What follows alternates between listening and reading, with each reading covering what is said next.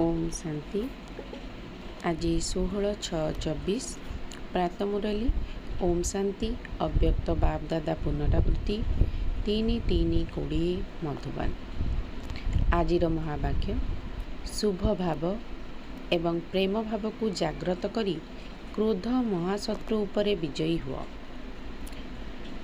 आजिर वरदान पवित्रतार शक्तिशाली दृष्टि वृत्ति द्वारा सर्वप्राप्ति कराउथिबा दुखहर्ता सुखकर्ता हुआ।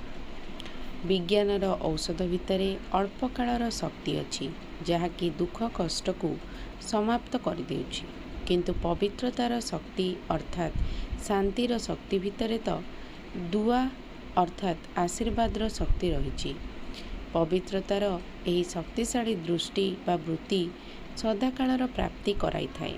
सेथिपाई तुम मानकर जड़ चित्र सम्मुखरे हे दयालु दया कर कही दया मागुछंती बा दुआ मागुछंती। जेहेतु तुमे माने चैतन्य रे एही भली मास्टर दुखहर्ता सुखकर्ता होई दया करिछ, सेथिपाई तो भक्ति रे पूजा पाउछ।